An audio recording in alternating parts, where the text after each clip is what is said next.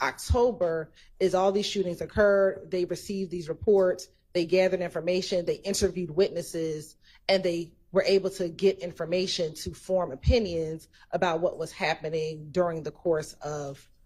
Yes, experts can rely on hearsay in forming their conclusions, but there's a difference between the expert coming in and saying, based on our whatever they do, our conclusion was this is a retaliatory shooting, which would be permitted under the rules of evidence. And we concluded that so-and-so's boyfriend was a rival gang member whose name was whatever, or even without whose name was whatever. That is clearly hearsay, and so obviously hearsay that the regular rules of evidence have to still apply to that. Right, and so hence why we're here, bringing in officers who are responding to these scenes, gathering information, because now this information is before the court. This is what they've learned, and so that's why we're going through introducing all of the various retaliatory shootings now with officers and the information gathered, because when experts come, this is the information that they relied on to form their ultimate opinions about. Okay, do you understand? I mean, we can't exactly, figure out all of the contours of what might come in beforehand, but an expert conclusion that this was a retaliatory shooting, even if based upon hearsay, would be admissible under the rules of evidence.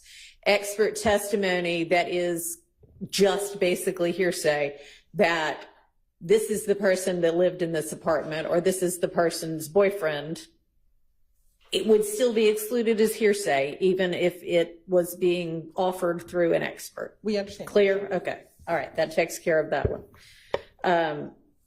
The number 57 is essentially some further argument as to the contents of the text messages authentication issue. And I've looked at the case law and looked at the statute again, and the issue was that one column that had text message contents.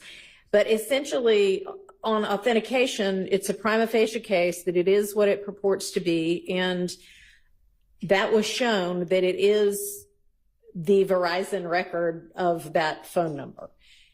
It has been established that maybe everything about the contents is not 100% accurate, and it'll be for the jury ultimately to determine whether they want to believe that anything in that column is accurate. But the prima facie case has been made, and so it's not excludable on that basis. Yes, sir. And can we just have a continuing objection to that issue?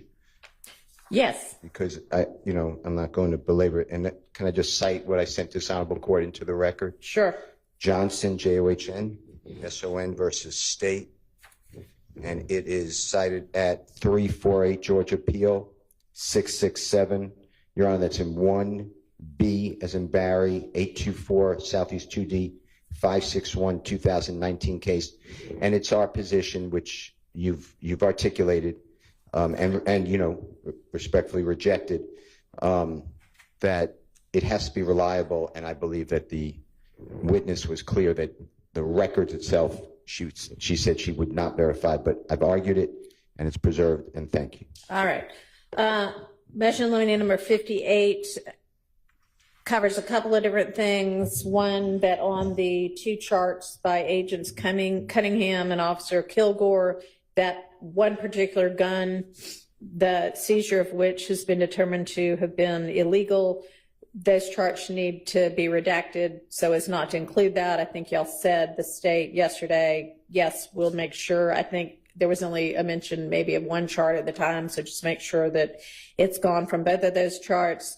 Then there is a request that Mr. Zachary's recorded statement from March of 2017 where Detective Dennis asked Mr. Zachary how the assault rifle was located by police in Mr. Williams' home be excluded because the search itself was illegal. Now, I don't know exactly what got said then, so do I need to listen to it or see a transcript of what was said?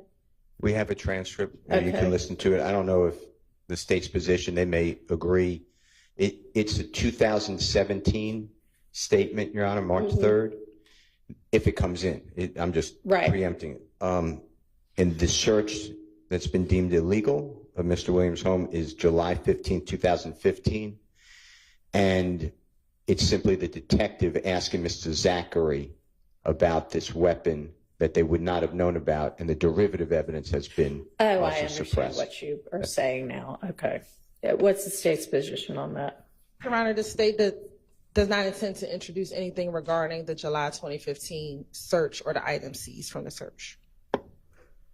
Okay, and so the reference to the assault rifle, which the state only knew about because of the search, I understand now what the argument is. Y'all won't have any reference to that.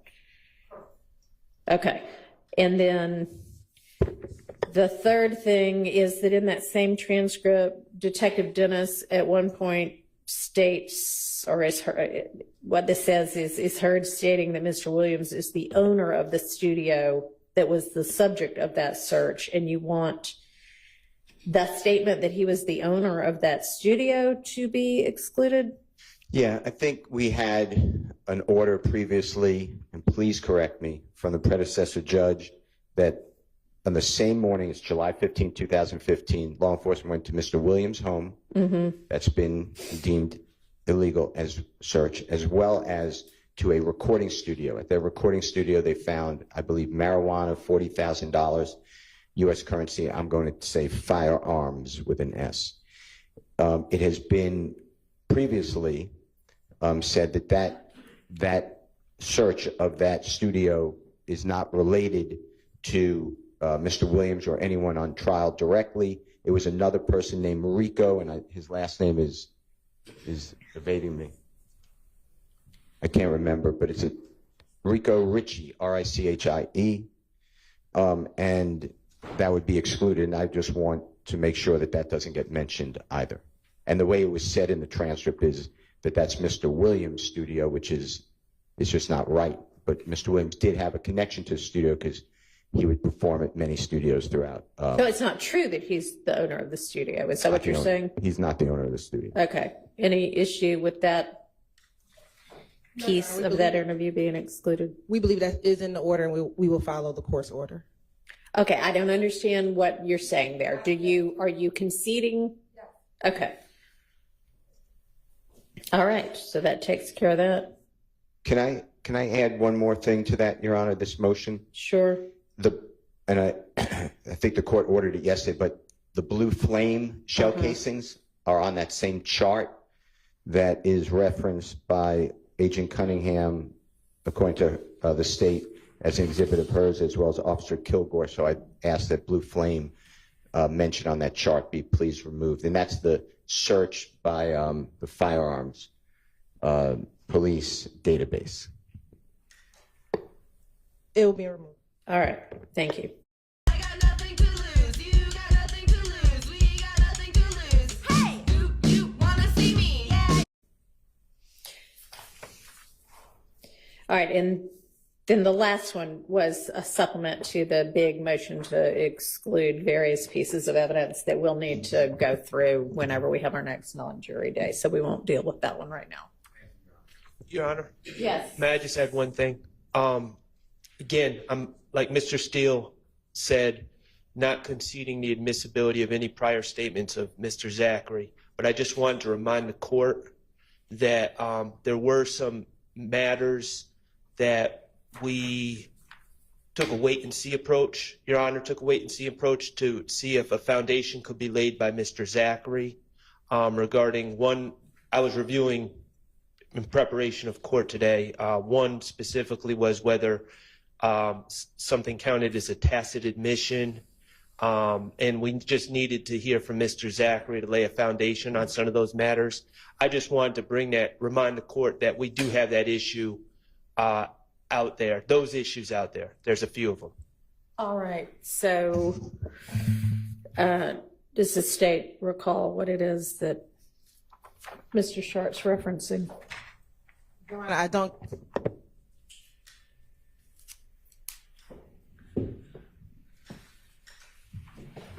I unfortunately do not, because I don't think I was here when the Quindarius Zachary statements were reviewed.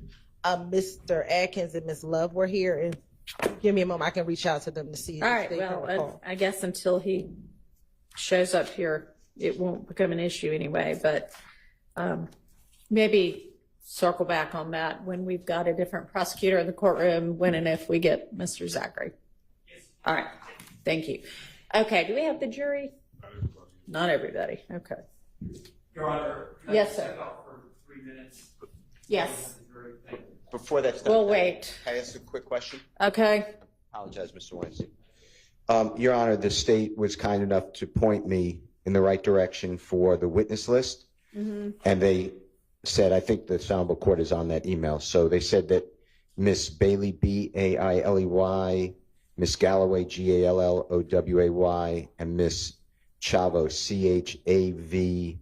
Chavo, or E rather, ES, Chaves, Chaves, we're not on any witness list. If we could get contact information and if the state could make them available for us to interview, that would be helpful. I'm not moving to exclude, the witness for not being on a witness list unless the court wants to do that. But I would like to speak with the witnesses. Yes, Your Honor. all right, how soon can y'all do that? All right, it looks like these are all like APD employees. Let me just reach out to my investigative team. We should be, hopefully if they still work with the department, we should be able to get that pretty quickly. All right, anything else? Not on behalf of Mr. Williams. All right. Will you?